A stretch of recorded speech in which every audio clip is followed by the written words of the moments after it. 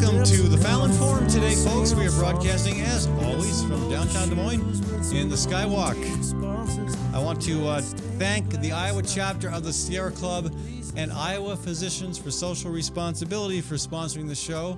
And I mean it, folks, I really do appreciate their strong commitment to alternative programming. So if you're not a member of the Sierra Club or PSR, think about it. They're worth joining. I also want to thank Gateway Marketing Cafe for sponsoring this segment of our show. And a quick tip of the hat to Tinker Heating and Cooling, one of our business supporters. Again, if you're not done using your furnace yet, you might want to give Tinker a shout. But if you've got an air conditioning unit you need to look at, give them a shout at 371-2114. It's 371-2114. Also, one of my business supporters, Hawk Restaurant in East 5th and Walnut in the East Village neighborhood. East 5th and Walnut, that's a Hawk Restaurant.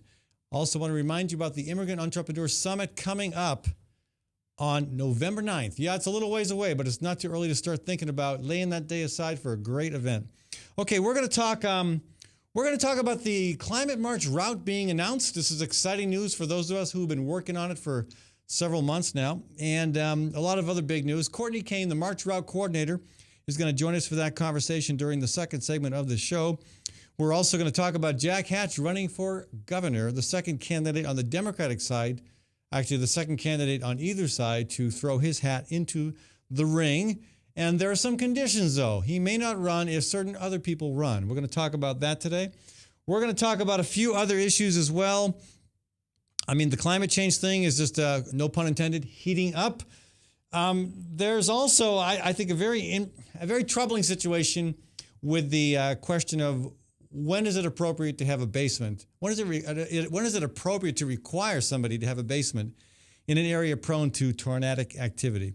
So we got a lot of stuff to cover today, folks, but we're going to kick it off with a fashionable alternative to the usual start to this program. I want to welcome Tricia Hunter to the show. Thank you. Tricia is she's got a business called Tricia Trixie Design. Yep. Well, and pull that mic right up to you there, Tricia. Okay. And tell us briefly how did you get involved? I mean, I am the least fashionable person I know. I don't know. You got the nice little, newsboy cap going. So I beg your pardon, newsboy cap. No, this is an Irish gentleman Irish farmer's cap. All the old Irish farmers wore these as a kid. Not that they were the coolest guys around, so I guess I just gravitated to it. But I didn't know it was a newsboy's hat. Yes, it is that too. All right, I'll take your word on it because you are the fashion maven and I am just trying to get by. Okay. So, how did you get interested in this? I love vintage. I love pinup. I've always liked the 20s, 30s, 40s style. And how's that? Good. And I've always wanted to have a vintage-inspired apron line, and so that is what my fashion business is. So you're focused on aprons? Focused on aprons. But people don't cook anymore. They all go out to restaurants. But that's the benefit of my business is it's not about the woman in the kitchen. It's actually about the woman who likes to feel beautiful while wearing an apron. So to me, the apron is a fashion accessory, no different than a hair fascinator in your hair, earrings, or a purse. So you can make dinner and then wear the apron out to the theater that night. Exactly. Actually, that's what I'm shooting really? for. Okay. So I'm actually in the works of making one that wraps around and has a corset back, and if you walked right out of the house in it, nobody would know the difference. Okay, and you've got a few samples here for us, it looks like. Yes, I do have a few samples. All right, what do we got? Well, I have some of my smaller aprons that can be for children. Or, yes, I'm still learning how TV works. Yeah. Or for petite misses. The strings can be actually a little bit longer as well. I do hair accessories, things like that. Okay, as well. That's the accessory up there. Right, these are called fascinators. And I don't need an accessory because I have a newsboy cap. I can do lapel pins for boys, you know. All right, well, I'll think about that. And then a variety of other things, and I'm wearing one of my fuller aprons, and I don't think I could stand up and see it. I don't see any flour stains on there or any oil or. No, not yet. No, not yet. Just recently sewn, so right. But these are functional as well. I mean, I guess aprons have always historically been functional, and you're trying to make them decorative and articles of clothing that one can, that one can wear out in public and feel good about. Right, and for any reason. I have makeup aprons, I have housekeeping aprons, I even have the sexy flirty aprons. The flirty apron? Yes. So, what does a flirty apron look like? It's a little bit more frilly, and think of like something a new bride would wear for her newlywed man.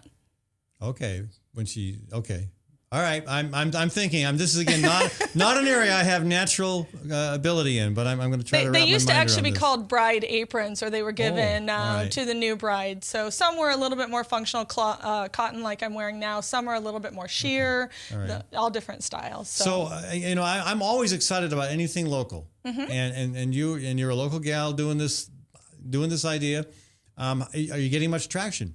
I am. I'm doing really well, actually. I'm in a few local stores. I'm in Green Goods for the home because I also do Sharon Hicks. Sharon Hicks, down she's there in the my East gal. Village. Sure. Yeah, and that's on East 4th, I believe. Right, yep. Right. We tried out a few, and she said she sold a couple of them, so she wants 2 more. So that's always good news when they want you to bring more in. Great. And I'm in Cheryl's Borrowed Occasions for some. Cheryl's Borrowed Occasions. Cheryl's Borrowed Occasions. Yeah, she does rental wedding gowns and prom dresses, and then she wanted some of my hair fascinators and earrings that I do, so I sell those items there.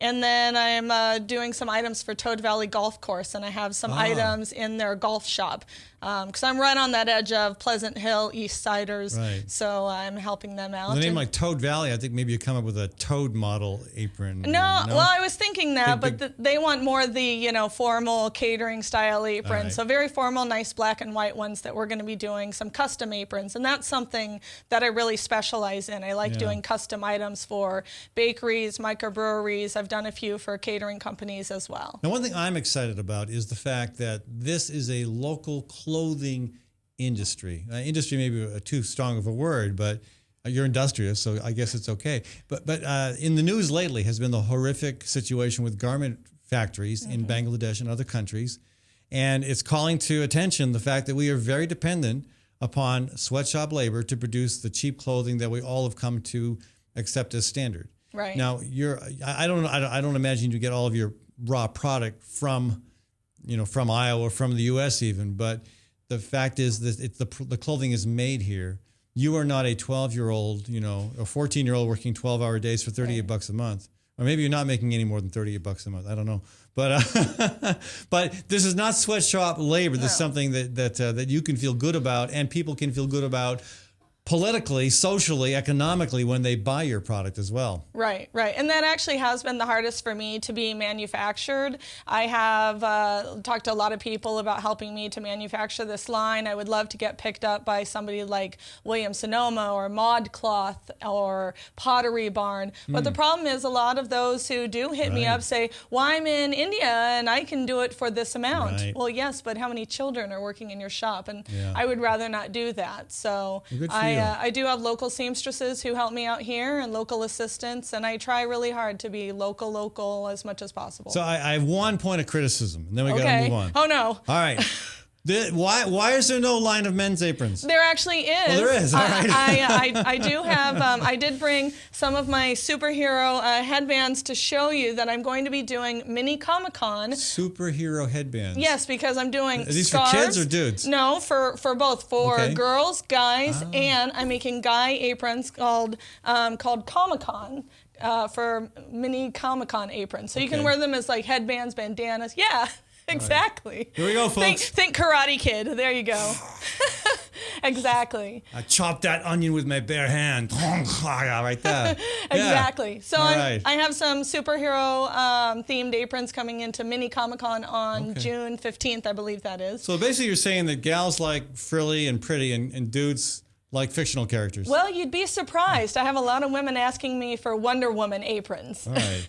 But I mean, if you're going to go with fictional characters to appeal to a male audience, you might also want to get some sports teams going there. I have some of those items as well, and some men who like the vintage as well. So I have a few who like the ticking stripe and the old sturdy kitchen aprons or the old navy type. I might go for that. Yeah. So some good men aprons coming along because I do have men followers. So man aprons. I love the sound of that. I call them guy prawns. Guy prawns. All right, well, folks, if you want to learn more about or buy one of Trisha's aprons or other accessories like this very cool headband that I'm wearing right now, you can go to what website? www.trishatrixie.com. TRISHATRIXIE. Correct. .com. TrishaTrixie.com. And you're also on Facebook. Yes. All right, folks, thank you for joining us. Thank you. All right, we're going to move on to another topic here shortly, but I want to take a second to thank again some of our sponsors. The Matthew Shepard Awards Banquet coming up on June 7th. This is a big event, bigger this year because the parents of Matthew Shepard, Dennis and Judy Shepard, will be keynoting the event. Also want to thank Tally's Restaurant, Bar, and Catering in Beaverdale. A great restaurant, folks, not just for lunch and supper, but on Sunday for brunch as well. And I want to thank Diana's Wedding Cakes out of Newton. Again, if you're planning a wedding, producer, you might think about getting a wedding cake at Diana's. And I do want to thank Gateway Market, our anchor sponsor and sponsor for this segment. Gateway is at 20th and Woodland. They're a fantastic grocery store and cafe. Check them out, folks, at 20th and Woodland. That's Gateway Market. I'll be back after a few ads from Webcast One Live's studio. From the RE/MAX Real Estate Concept Studios, this is Webcast One Live. Drug and alcohol addiction slowly steals a person's identity, tearing away pieces of their life little by little until one day it seems like the hope of a happy future is gone and there's no chance of getting it back. Here at St. Gregory Retreat Centers, we can assure you that there is hope. Our unique approach to recovery begins with the understanding that the dysfunction and damage caused by addiction can be overcome, not just dealt with. Don't let another day go by. Call St. Gregory today.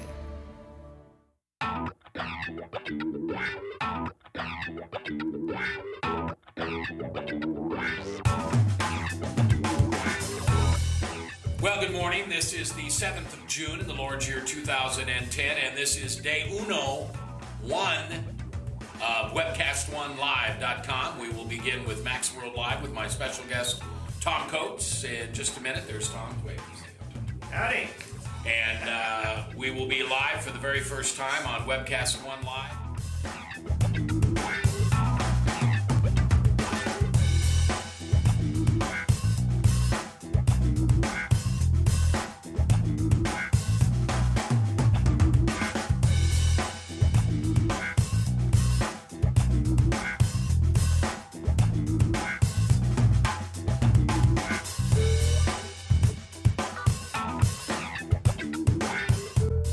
Someday we're going to look back on this and say, gosh, remember that old day in history? Wonder where Walter Cronkite was. He must have been around hanging there too. But actually, it's the beginning of Webcast One Live. And thank you for listening. Thanks, Rob Spearman, and everybody who's put together this project together. And we're ready to go live now. So thanks for listening to MaxWorldLive.com.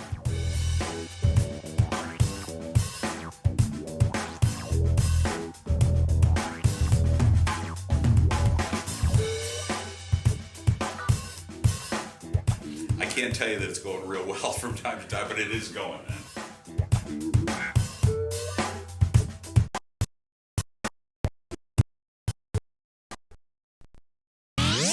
From the RE/MAX Real Estate Concept Studios, this is Webcast One Live.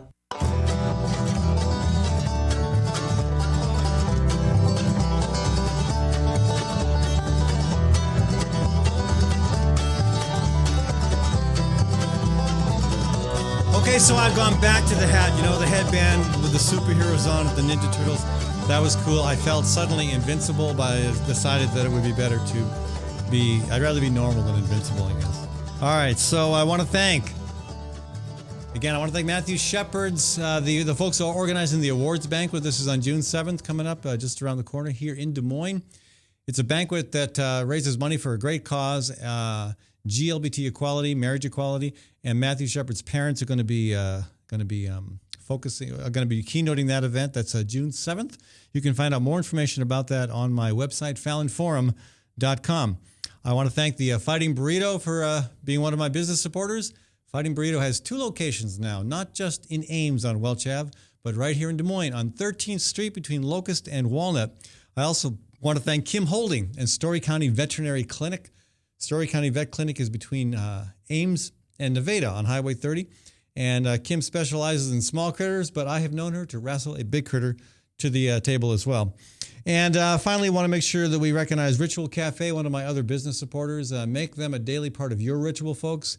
And remember, support the businesses that support this alternative to right-wing talk radio. And really, right-wing talk radio, I'm just repeating myself, everything on commercial radio these days is way, way, way off to the right. Okay, maybe you know that I've been working pretty hard on this climate march.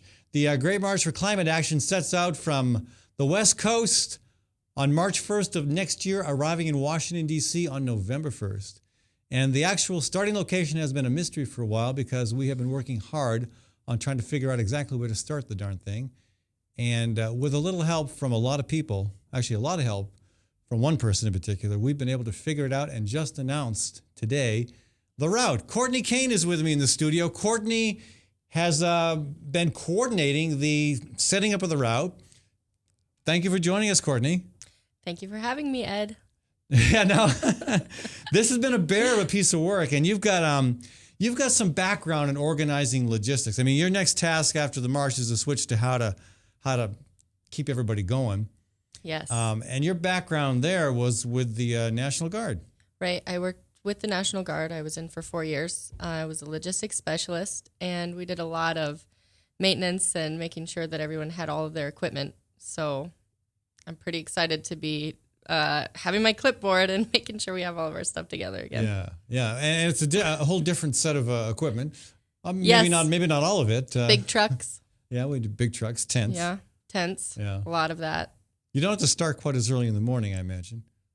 Once we're on the march, we probably will. Yeah, once we're on the march, we will. Yeah, but this time, no, I don't. That's wonderful. And I can wear whatever I want to work. Nice. Yeah. Nice. Well, your attire will be determined less by protocol and more by weather. That's true. Yeah. And so that's the next big task for you, is to begin to line up how to keep this march moving. Yeah, there's so much work to do. We're working on trucks first. That's the biggest thing. So, and fueling them with something other than fossil fuel, that will be a challenge. Yeah, biodiesel is probably what we're looking at first of all, but we'll need several trucks. Yeah. We have and food.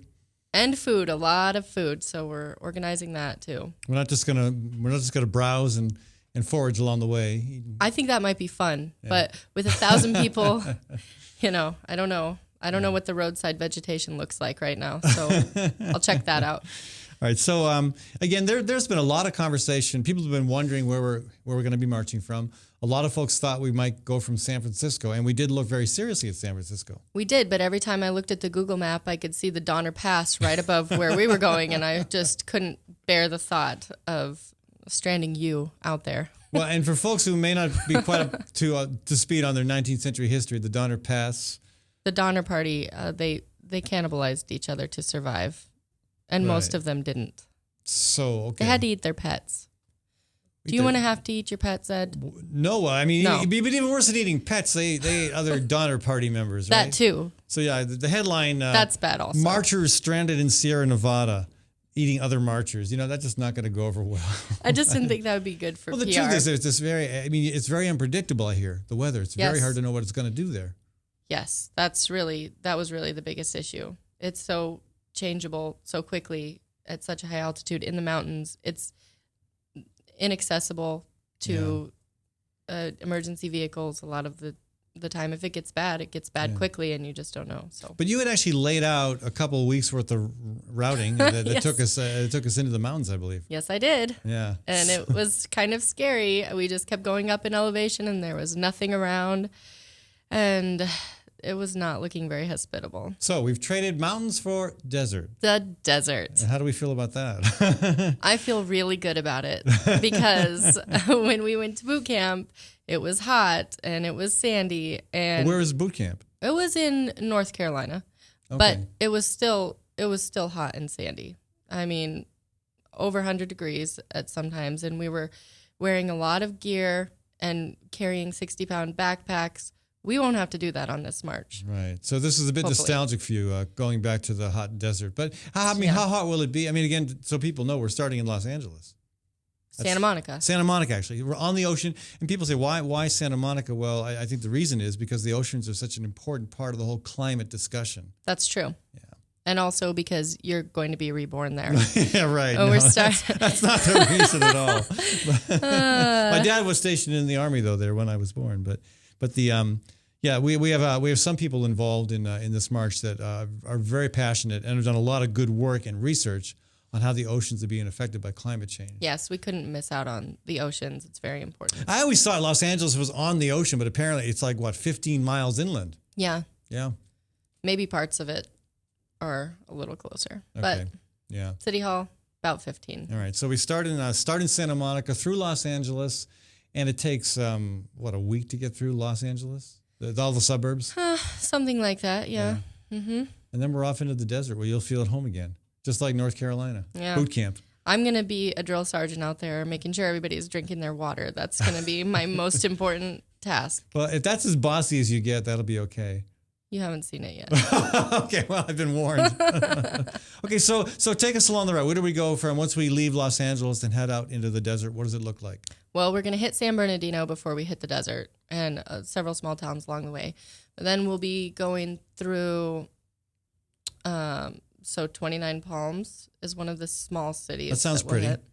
No. It's not pretty? I haven't been there, but I've only heard. So I'm sure it'll be great. I think it'll be fine, but it's like military base there. So in the middle of the desert. Okay. One of our stops. Again, you'll feel at home. We'll go through, we'll go through Arizona, down to Phoenix. That'll be the biggest city that we hit in Arizona because it's pretty much 80% of Arizona. Yeah. So then we'll go on to New Mexico. And at that point we head up into the mountains, I believe. Still desert. Okay. And mountains. And mountains combined. All right. Yeah, nice. so we'll be mixing it up. And we're trying to get out of Arizona before it starts getting really hot toward the end of April. Mm-hmm. We'll be there for a while. Then New Mexico. So it'll get cooler there and more mountains, but it's beautiful. So we'll go to Albuquerque, Santa Fe, Taos. Then we'll head up to Colorado. We'll go to Colorado Springs, Denver. Then we'll head off to the right and to the right. yeah. See, I'm looking at the map in my mind. Off to the east. East is right always in my mind, though, so just make sure I'm facing north at all times. And then we go Kearney and Grand Island. We'll hit Omaha and Council Bluffs. Now we're on familiar turf. Yeah. Now we're in Iowa. Yeah. And we'll go to Des Moines. That'll be about probably, mid-July or so? It's going to be hot. Yeah, it's pretty much hot all the way. Yeah, I mean, start in the desert in March, and it'll be hot until what? Until it starts getting cold back in the mountains later on. It's pretty much going to be hot. So in Iowa we go. I think what are the towns in Iowa that we go through? The towns we're going through Atlantic. Mm-hmm. We're going through Des Moines. We're going through Newton, Grinnell, Iowa City, Davenport. A lot of smaller towns along the way. And then we go to Chicago. That'll be cool. We're going to go along the edge of Lake Michigan. And probably Gary, Indiana. Definitely Gary, Indiana. I was trying to think of some of the smaller towns along the way, but yeah. There are so many repeats. And about how many towns on our list? Oh, I don't remember. Over 100. Yeah. And yeah, Gary, Indiana. Then we're going to Ohio. Hello, Ohio. Toledo, probably Cleveland. Yeah. Elkhart. Is that in Elkhart's Indiana? in Indiana, yeah. See how many times I've been looking at the map lately? I know these places. They're burned into my mind. And then we go on to Pennsylvania, Pittsburgh. And that's where it starts cooling off again, I would suspect, as you get into the mountains, yeah. Yep. Then so, I mean, the challenge is to get the word out about this. And I really am pleased that the Des Moines Register coincidentally called to say, hey, we're interested in doing a story about this. And we said, hey, we're interested in releasing the march route today. Yeah, that was nice that we could do it with our local paper. Yeah. It's fantastic. So, very exciting. Mm-hmm. Yeah. So, again, you're switching gears from figuring out a route to figuring out how to haul gear and keep marchers safe and well-watered and well-fed. Yeah, and looking at campsites still. So, but I'm really excited to be looking at the gear because this is probably where I feel most comfortable. Okay. I know gear. I know what we're going to need, and I think I know what we can do without. So, nothing. Nothing? Just kidding. Do we have to do without showers? We're hoping to have a shower truck, at least one. Yeah. So we'll have showers. We'll have portable toilets and cooking trucks. And then all sorts of facilities. This comes later, but we're already getting inquiries from people who do really interesting, innovative things with energy, with the kind of sustainable practices that we're going to have to embrace if we're going to actually fight the climate crisis effectively. We Rob Hawk with the renewable energy industry here in Iowa wants to contribute a mobile wind generating unit, which I'm all excited about. That'll be really cool. We've been talking to places, even in Canada, that are interested in collaborating with us, but we don't have specific details to share yet. Canada, but can they speak our language? With a lot of A's, I think we can fight our way through it. Yeah, well, they can just keep their darn pipeline, but we'll take everything else they have to offer. Oh. Yeah, we'll see. That's a pretty interesting issue. One reason this march is coming through Iowa is because it's going through Nebraska. Yes. And Nebraska is kind of the hot button location for the Keystone Pipeline. That's true. And that'll be settled by next year. It'll probably be settled by June, I imagine. Mm-hmm. Hopefully, Obama will say no to it. But either way, there will be some reason for us to talk about it as we go through Nebraska. Either we'll be celebrating and saying, yes, thank you, Mr. President, for doing the right thing. Or we'll be, who knows what we'll be saying if it's actually being built. Anyway, it's hard to know. It is hard to know. But it's a pretty important issue. It's kind of a linchpin. A lot of good groups like 350.org and Physicians for Social Responsibility have made that a key priority to try to stop. Yes. I think if we reach the point and they have built it or they've decided to, then we'll just show them what they're missing out on. Well, Courtney, thank you so much for joining us. Thank you. You've got quite a bit of work cut out for you. I do. I got to get back to work. Yeah. Well, let me take a second to thank Sargent's Garage, one of our business allies. Sargent's is at 6th and College, just north of downtown Des Moines. Believe it or not, they have serviced 4 generations of Fallon mobiles, and that does not include my bicycle. So check them out, folks. That's Sargent's Garage at 6th and College. I want to thank S&P Piano as well. Sean Clausen with S&P Piano has moved my piano even more times than Sargent's Garage has fixed my cars. And they will do that anywhere in the country. Give S&P Piano a shout. And again, information about how to get a hold of all these folks is on my website, FallonForum.com. And one other business supporter I want to thank, he's a usual guest on the show as a state representative, but Dan Kelly is also a real estate agent. He sells Newton, and I think he might even be selling some property in Polk County right now. So give him a shout if you've got a home to sell or buy. That's Dan Kelly Realty. And I do want to again thank Matthew Shepard, the Matthew Shepard Awards Dinner, for sponsoring this segment of our show, and remind you about the awards banquet coming up on June 7th here in Des Moines. That information is also on the Fallon Forum website. We're going to take a short break, folks. When I come back, we're going to talk about the tornado shelter issue. Got a few more things to cover today, but we're going to start with that. That's an important issue that's being neglected. We're also going to talk about Jack Hatch throwing his hat into the ring in the race for governor. From the RE/MAX Real Estate Concept Studios, this is Webcast One Live. I'm Brian Leach, owner and general manager of Service Legends. I brought along a couple of the home comfort heroes. Hi, I'm Tammy Wells. I am Nick Wondershot. I'm administrative mmanager. I'm the senior technician from Service Legends. It seems like every good thing, when you feel it to the bone that it's good, there's a lot of hard work put behind it. I don't think that you can fake it and have it turn out good. You know, if we seem like, okay, that's just weird, it's just a furnace, why would you believe so deeply in a furnace? It's not just that, you know, we want to show the world that you can have good service. Yeah, I mean, it's your home. You know, it's built into our daily trainings, it's built into our culture, that we're gonna do whatever it takes to have each client say they love us, period. That's why we spend all the hours in the training that we do. And if we guarantee it's gonna be a good experience for you, or else it's free, what type of work do you think we're gonna do? There is a guarantee. Temperature selection guarantee, fixed right or it's free guarantee, comfort guarantee, best value guarantee. All of these guarantees hold us accountable to ensuring that we exceed your expectations. And if for whatever reason we'd fail and we can't make it right, we guarantee all of those guarantees with a 100% money back guarantee. I mean, if you don't think that your technician can fix it right, are you gonna say that to a client? No. You don't have to worry about having a technician come to your house. We drug test, background check all of our team members. We put safe people in your home. Each and every one of our service techs, 400 hours a year in training. You tell it the minute they walk in the door. They know what they're doing, they've done their homework, and they actually truly care about what you want. Because at the end of the day, you're the person that makes sure I have a job. They're going to be listening. They're going to want to know what your challenges are. Then they're going to come and give you options, and you get to choose. If I'm there to help and I make it easy and painless, I did my job right that day.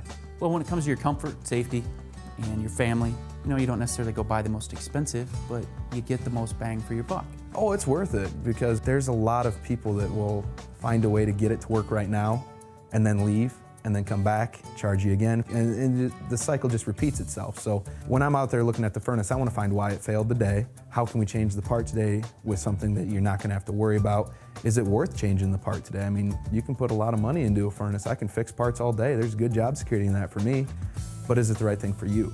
I get a lot of the phone calls of after the technicians are there. They're just in awe. They're like, wow, you guys are great. I mean, I don't even know what to say. You guys are great. Everything you did was perfect. It was great. Keep going though, I like this. Just give us a try. I'm going to take all the risk. I've got the time to make this right. I've got the support to make it right. Just check us out. And if you don't see the value in what we do, I mean, fixed right or it's free or 100% money back. enough said.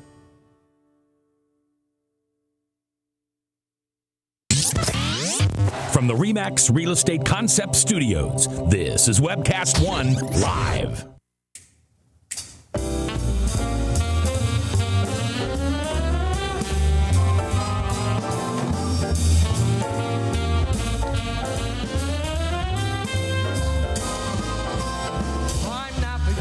That's Max Wellman, folks, bringing us back to our conversation. I want to thank Max for his contribution to music and occasional input, commentary to this program.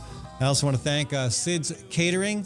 That's the brainchild of Sid Cohn, who has a heck of a lot of experience in catering and makes some incredible displays, vegan, vegetarian, but all sorts of standard stuff as well, and ethnic stuff. I also want to thank the Immigrant Entrepreneur Summit, which is coming up on November 9th, and remind you to check that out on my website, November 9th, the IES, Immigrant Entrepreneur Summit. And I want to thank the $1 Million Marathon for sponsoring this segment of our show. Okay, so if you want to join this conversation at any point, I forgot to throw the phone number out earlier. Many people have it on their speed dial. Well, maybe not, but they probably know how to find it. But if you don't, it's 244-0077. Or toll free, it's 855-244-0077. We're going to talk in a little bit about Jack Hatch's throwing his hat in the ring in the race for governor. Also want to mention Tyler Olson. He's looking more and more like a candidate to me as well. Branstad, hard to know what Branstad's plans are, but it is interesting to note that he is on vacation again. This is his third out-of-state vacation in the past 8 months. Good for you, Governor Branstad. I wish I could pull that sort of thing off. All right, but first, they say that we are looking at a possible tornado threat this week. We're certainly looking at a flooding threat, and that flood threat is increasing. Here in Des Moines, we're also seeing trails and roads closed because of flooding. Certainly a lot of damage happening up in Story County just north of us, and more rain on the way. The tornado shelter issue is one here in Iowa. It's a problem here in Iowa as well, and I will tell you about why. I have a personal experience with that. The issue was front and center in the news recently because of the tornado in Moore, Oklahoma. This was, of course, an F5 tornado. It hit a lot of places besides Moore, but that's the community that really made the news because of the extent of the damage. Now, there were this AP story talks about a family, Sherry and Larry Wells, who they won the lottery apparently. This was a specific, not the $6 million pot you might think about. This was a lottery that provided a home storm shelter, and basically a state rebate to build that storm shelter. A contractor had finished installing the concrete bunker beneath their garage in early May. 3 weeks before the tornado came through. That well could have saved their lives. And my question is, why doesn't every home have one of these? They're there are lots of, and I'm for as little government as possible. I'm for minimizing what we require businesses and individuals to do. But when you're in an area that is so prone to tornadoes, when tornadoes are such a high level, carry such a high level risk with them, I think it makes a lot of sense to require a shelter. Again, I don't. Okay, here's the kicker, though. You would think that, especially in states like ours, in Oklahoma, that would be a no-brainer. But and I know a lot of homes in Iowa, most do have basements, but not a single state in the entire country requires that homes have storm shelters. Not a single state. All right. So, and I guess the argument is the cost remains a deterrent. Well, how do you put a price tag on a human life? And again, I guess I want to come back to about 15 years ago in Oklahoma. And maybe you remember the